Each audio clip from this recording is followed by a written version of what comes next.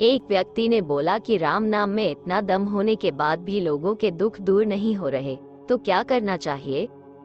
अरे जब सेठ जी का कोढ़ दूर हो गया तो लोगों के दुख दूर होना कौन बड़ी बात है। जरा आत्मा से एक बार बस पुकारने की देरी है, भीतर से एक बार नाम बोलने की देरी है। ये एक सत्य घटना है धर्मकाल यानी कबीर, तुलसीदास, सूरदास, मीराबाई के समय की। बनारस के पास किसी गांव में रहने वाले अति धनाढ्य एक सेठ को कोढ़ की बीमारी हो गई।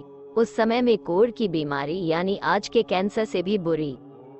कोढ़ी को गांव से दूर रहना, किसी से छूना नहीं, साथ भोजन नहीं करना और मरने से बदतर अपमानित जीवन जीना, यही नियम थे उस समय। अब भैया ये सेठ जी तो पैसे वाले थे, तो इन्होंने सोचा कि गांव वाले अपमान से बाहर निकाल दे, इससे तो स्वयं ही गंगा किनारे एकांत में संन्यास लेकर किसी आश्रम में बचा हुआ जीवन जी लेंगे। रास्ते भर दान देते, धन लुटाते, बड़े गाजे बाजे के साथ हाथी घोड़े और पालकी में स्वयं विराजमान होकर वो सेठ जी संन्यास लेने के लिए गंगा किनारे पहुंचे। कबीरदास जी के सुपुत्र कमाल उस समय गंगा तट पर ध्यान कर रहे थे। उन्होंने जब ये शोर सुना और कारण जाना तो वे सेठ जी के पास आए और बोले, क्यों महाराज, आपका ये कोढ़ का रोग मैं दूर कर दूं तो? सेठ जी आशा की किरण आंखों में लिए बोले कि बाबा जी मैं अपनी आधी संपत्ति आपके नाम कर दूंगा। कमाल के ऐसा पूछने पर सेठ जी ने प्रत्युत्तर दिया, नहीं, मुझे आपकी संपत्ति नहीं, आपका विश्वास चाहिए, बोलिए देंगे? सेठ जी ने कहा, हाँ हाँ बाबा जी, क्यों नहीं, विश्वास ही विश्वास है मुझ में। एक गहरी सांस लेकर आकाश की ओर देखते हुए कुछ विचारते विचारते कमाल ने कहा, ठीक है, फिर आपको 3 बार राम नाम लेना है और गंगा जी में डुबकी लगानी है। तीसरी बार डुबकी लगाते ही आपका कोढ़ दूर हो जाएगा। सेठ जी तो तुरंत तैयार गंगा जी में उतरे और उनके साथ साथ कमाल भी उतरे और सेठ जी ने जल्दी जल्दी राम बोलकर एक डुबकी लगा दी। कुछ भी नहीं हुआ, कोढ़ वैसा का वैसा ही रहा। कमाल ने कहा कि कोई बात नहीं महाराज, अभी तो 2 डुबकी बची है, राम का नाम लेकर लगा 2 डुबकी। कमाल के कहते ही सेठ जी ने दूसरी डुबकी बड़ी निराशा से धीमे स्वर से राम बोला और डुबकी मारी। इस बार भी कुछ नहीं हुआ और कोढ़ वैसा का वैसा ही रहा। कमाल ने सेठ जी से कहा, अरे निराश ना हो, अभी एक बार डुबकी बची है ना, लगा 2 डुबकी राम के नाम पर। अच्छा, कमाल ने इस समय हाथ में एक लकड़ी पकड़ रखी थी और ज्यों ही सेठ जी डुबकी मारने गंगा जी में झुके और नाम लेने को हुए, त्यों ही कमाल ने वो लकड़ी का एक तेज प्रहार सेठ जी के सर पर कर दिया। लकड़ी के अचानक हुए प्रहार से भीषण दर्द हुआ और उस दुख में हृदय की गहराई से सेठ जी ने बड़े आर्त स्वर से राम को पुकारा और राम को पुकारते ही जैसे डुबकी लगा के बाहर निकले वैसे ही शरीर से कोढ़ गायब था। सेठ जी ने कोढ़ दूर करने के प्रयोजन से राम का नाम लिया और जब वो नाम बस एक बार पूरे अंतःकरण से यानी मन, बुद्धि, चित्त और अहंकार को बस राम में लगाकर लिया, तब उनका कोढ़ दूर हो गया। उपस्थित भरी जनता राम नाम की जय और कमाल की भूरी भूरी प्रशंसा करने लगी। तो भैया दम तो राम के नाम में ही है, बस हम ही बेदम से नाम लिए जाते हैं और राम को कोसे जाते हैं। एक बार वास्तव में नाम ले लेना संसार से तर जाने के लिए बहुत है।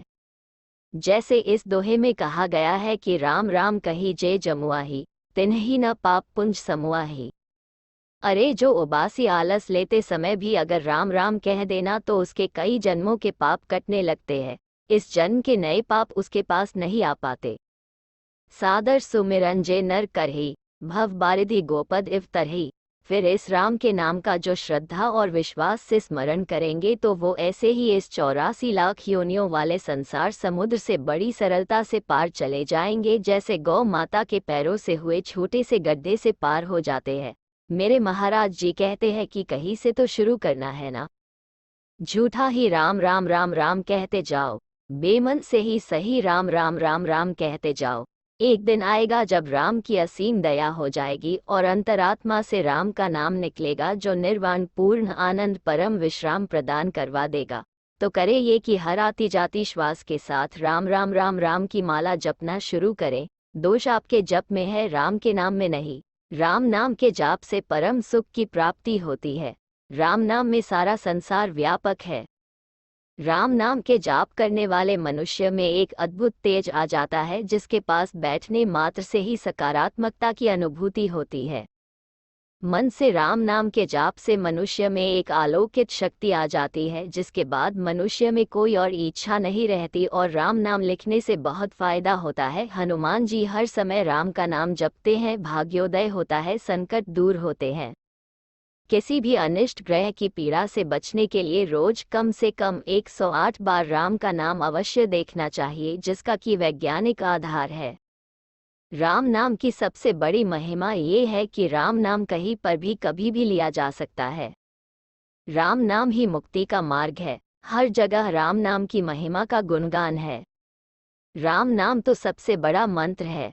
भोले शंकर भी राम नाम जपते रहते हैं। इसी नाम का वो हर प्रहर जाप करते रहते हैं। संसार चल ही राम नाम से रहा है। सूर्य, चंद्रमा, अग्नि, वायु सभी में जो शक्ति है वो सब राम नाम की है। राम नाम अविनाशी है। ये राम नाम सदा बना रहेगा। इस राम नाम की महिमा कभी भी कम नहीं होगी, बल्कि दिन प्रतिदिन इसकी महिमा बढ़ते ही जाएगी। राम जी के सबसे बड़े भक्त हनुमान जी भी इसी नाम का हर पल गुणगान किया करते हैं। इसी नाम की ध्वनि से वो खुश होते हैं। हनुमान जी का बल है राम नाम। राम नाम एक ऐसी पूंजी जो जितनी खर्च होती है उतनी ही बढ़ती चली जाती है। राम नाम की महिमा ही अपरंपार है, और जैसा कि आप सभी जानते हैं कि मन आशा और निराशा के बीच डोलता रहता है। परिस्थितियां भले ही निराशाजनक हो, लेकिन आस्तिकता में आशा बनी रहती है। श्री राम भारत की आस्था के प्रतीक है, इतिहास के महानायक है, राष्ट्र के पौरुष पराक्रम के प्रतीक है। भारत का रोम रोम राम राम में रमा हुआ है। भारत की श्रुति, स्मृति और काव्य का अंतस है श्री राम। वाल्मीकि और तुलसी के काव्य में राम नाम श्रेष्ठ है। वाल्मीकि के राम मनुष्य है, मर्यादा में सर्वोत्तम है, आस्था में ब्रह्म है। तुलसी के राम ब्रह्म है। वो अवतार लेते हैं, लीला करते हैं, वे मुक्तिदाता है। श्री राम का आख्यान भारत के गांव गली तक व्याप्त है। वह भारत के कण कण में है। श्री राम का चरित्र और व्यक्तित्व विश्वव्यापी है। उत्तर, दक्षिण, पूर्व, पश्चिम राम की व्यापकता है। संस्कृत और प्राकृत सहित दुनिया की अनेक भाषाओं में श्री राम की कथाएं हैं। इंडोनेशिया में राम कथा पर कक्विन रामायण है। थाईलैंड में रामकियन है। लाओस में फालांग एवं पोमचक है। मलेशिया, कंबोडिया, श्रीलंका, फिलीपींस तक रामचरित की व्यापकता है। तुलसी राम राज्य में समता का आदर्श रखते हैं। राम प्रताप विषमता खोई। राम राज्य में कोई दुख ही नहीं, सब